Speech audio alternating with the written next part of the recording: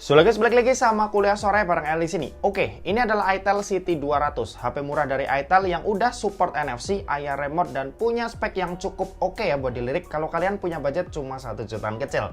Nah, itel City 200 ini sendiri dibanderol dengan harga 1,4 jutaan yang cuma punya satu pilihan storage, yaitu yang 4/128 GB. Nah, buat yang punya budget 1,5 juta bisa tonton video ini karena HP ini bakal menarik banget ya buat tahun 2026. Oke, kita bahas desainnya dulu. Buat desain itel City 200 ini tampil dengan desain yang cukup kelihatan mengupgrade kelas mereka ya. HP sejutaan tapi desainnya kayak nggak berasa HP sejutaan. Finishingnya frosted matte yang cakep, framenya flat dan juga punya modul kamera yang rapi dan kelihatan mahal. Nah, di bawah kamera kalian juga bisa lihat kalau di situ ada sensor IR yang bisa kalian pakai ya buat remote pengganti TV, AC, dan lain-lain. Di sisi atas smartphone ini polos nggak ada apa-apa. Di sisi kanan ada tombol volume dan tombol power yang merangkap sebagai fingerprint scanner. Di sisi kiri ada SIM tray triple slot yang bisa nampung 2 buah kartu nano SIM plus 1 kartu microSD tambahan. Dan di sisi bawah ini ada lubang jack audio 3,5 mm, lubang mikrofon, lubang charging USB-C, dan lubang speaker yang jenisnya ini mono speaker. Smartphone ini udah support IP rating ya, alias IP65 yang tahan sama cipratan air intensi sedang. Dan HP ini juga udah punya sertifikasi tahan banting MIL STD 810H. Kalau buat layar, panel yang dipakai tentu aja IPS, resolusinya HD+, 720x1576 pixel dengan ukuran layar yang ada di 6,78 inci. Layarnya ini juga udah punya refresh rate 120 Hz, jadi buat dipakai scrolling ini udah cukup nyaman.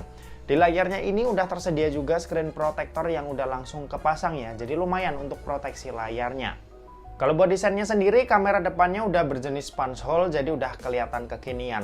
Terus bezelnya nggak sama rata ya, dimana di sisi atas kelihatan sedikit lebih tebal dari sisi kanan kiri, dan sisi bawah ini punya bezel yang cukup kerasa tebal nih dibanding sisi-sisi lainnya. Cuma ya balik lagi, buat HP harga 1,4 jutaan nggak bisa minta banyak juga, dan ini hitungannya udah cukup oke lah buat kelasnya. Kalau buat performa itel City 200 ini pakai chipset Unisoc T7250 yang punya fabrikasi 12 nanometer. Buat jenis storage-nya sendiri ini LPDDR4X dan sayangnya masih pakai eMMC 5.1. Buat skor Antutu versi 11 yang ini dapetin angka 370 ribuan, angka yang wajar dan standar ya buat HP harga sejutaan. Mainin game Mobile Legends dapetin settingan ultra high yang artinya cuma mentok dapat 60 fps. Ketika dimainin sih ini bisa kadang dapat 60 fps-nya ya, tapi juga lebih sering turun. Ya pengalaman pakainya standar banget, jangan berharap yang gimana, tapi intinya buat sekedar dipakai main Mobile Legends seru-seruan bareng teman ini udah bisa banget. Kalau buat PUBG Mobile, settingan smoothnya ini bisa dapat frame rate high yang artinya mentok cuma 30 fps. Dan ketika dimainin ya ini bisa dapat 30 fps-nya sih, tapi masih kerasa kurang lah buat dapetin pengalaman main yang enak. Kalau buat sekedar main buat isi waktu luang harusnya sih nggak akan jadi masalah. Oh ya, gyronya ini juga by software ya, jadi kerasa delay dan mungkin bisa dimatiin aja karena jujur nggak akan nyaman. Kalau buat Genshin kita coba aja ya, dan pakai settingan lowesnya ini juga kerasa kurang nyaman. Beberapa kali sering frame drop terutama ketika lagi battle. Lagi traveling pun juga kadang dapat frame drop, jadinya aku kurang saranin nih buat main Genshin di smartphone ini. Apalagi RAM-nya yang cuma 4 GB bakal bikin HP-nya engap. Overall performanya mungkin sekedar cukup aja ya buat mainin game-game santai. Aku nggak ngerekomendasiin ini buat mainin game kompetitif karena yang ada kalian bakal emosi buat main. Kalau buat baterai kapasitasnya ada di 5200 mAh yang dipakai nonton YouTube selama 1 jam, baterainya berkurang sebanyak 6%. Main sosmed scrolling IG Reels selama 1 jam, baterainya berkurang sebanyak 7%. Dan buat main Mobile Legends selama 1 jam, baterainya ini berkurang sebanyak 16%. Sementara itu buat kecepatan ngecas ada di 18 watt yang buat isi dayanya dari 0 sampai full butuh waktu 2 jam lebih sedikit, jadi emang agak cukup lama. Buat konektivitas, Wi-Fi-nya ini versi 5, Bluetooth-nya versi 5 juga, support NFC dan IR sensor, dan buat USB-C-nya ini 2.0 yang udah support OTG. Kalau buat sistem operasi, itel City 200 ini pakai itel OS 15 dengan basis Android 15. Untuk jaminan update, sayangnya nggak dapat major update ya, tapi buat security patch-nya dapetin 1,5 tahun. itel AI juga tersedia ya, tapi cuma yang standar aja kayak buat writing dan document assistance, AI Note, AI Wallpaper Generate, dan Sola sebagai AI assistance-nya. Oke, dan terakhir kita membahas soal kameranya. Jadi buat kamera itel City 200 ini dibekali dengan setup satu kamera aja, yaitu kamera utama yang resolusinya 50 megapiksel. Nah, kalau kalian lihat buletan satu lagi, ini cuma hiasan aja ya. Sementara itu buat kamera di bagian depan, ini resolusinya 8 megapiksel. Buat hasilnya sendiri, buat HP harga 1,4 jutaan jujur aja cukup mengesankan. Warnanya lumayan enak dilihat, detailnya lumayan oke. Paling minusnya ada di dynamic range aja yang wajar banget mengingat harga HP ini cuma sejutaan. Tapi secara keseluruhan aku lumayan suka nih sama hasil jepretan dari itel City 200 ini. Nah, sisa hasilnya kalian bisa cek aja dari hasil foto-foto dan video berikut ini.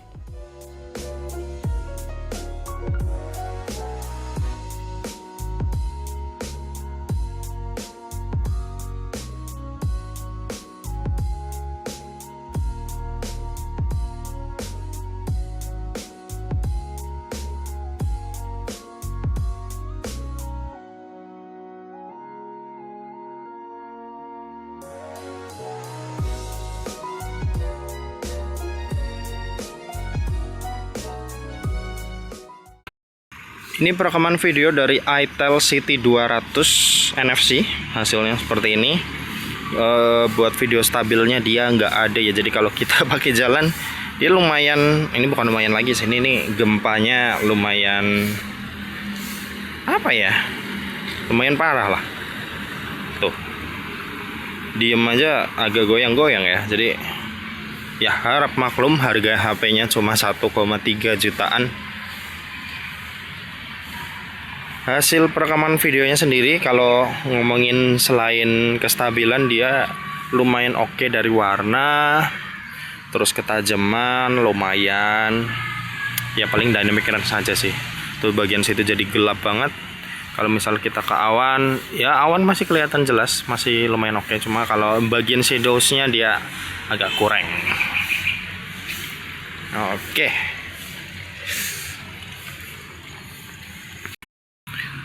Bisa 2K 30 fps seperti biasa. Smartphone traction holding hasilnya seperti ini. Dipakai jalan juga masih sama aja, gempa bumi. Oke. Untuk kualitas sih ya paling nggak beda jauh lah ya sama yang Full HD. Paling detailnya aja dia lebih bagus karena 2K. Kalau di zoom digital seperti ini pasti bakal kerasa. Cuma sisanya mirip lah. Nah, ini buat kamera depan, dia yang begitu berasa langsung di dynamic range ya. Kalau misal kita giniin, awan jadi putih, muka jadi gelap.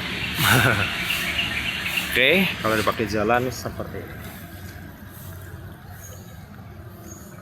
Skin tone juga ya, dia agak pucat kebiruan gitu, jadi kurang dapat skin tone yang cakep lah buat dilihat.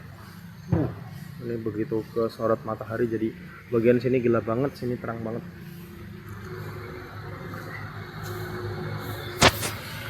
Next kita ke 2K nya ya, coba. Nah, ini 2K 30 fps buat kamera depan, hasilnya seperti ini. Ya nggak ada perbedaan yang gimana-gimana. Buat kestabilan gambar juga masih mirip, dynamic range juga masih mirip. Paling di detail doang, bisa di zoom 2 kali mentok seperti ini. Kalau kualitas audio kayak kalian yang nilai lah ya, untuk kualitasnya seperti apa. Ya pastiin kalian dapetin lighting yang bagus ya, jadi pencahayaan yang bagus. Jadi ya hasilnya lumayan oke seperti ini. Cuma kalau kalian dapat yang kurang bagus, contoh seperti ini, ya bakal kurang enak buat dilihat. Oke, gitu aja, kita balik ke studio. Yuk. Oke, kesimpulannya itel City 200 ini tuh bawa beberapa upgrade ya dibanding City 100 yang rilis tahun lalu. Misal IP rating yang udah lebih baik, sekarang ada sertifikasi militer, udah support NFC, refresh rate lebih tinggi, dan resolusi kamera utama yang juga dinaikin. Tapi ada yang perlu jadi catatan kalau itel City 200 ini juga downgrade, di mana City 100 jenis storage-nya kan udah UFS ya, sedangkan di City 200 ini malah jadi eMMC. Nah, gimana menurut kalian? Di tahun 2026 dengan harga 1,4 juta dapetin smartphone ini, apakah worth it?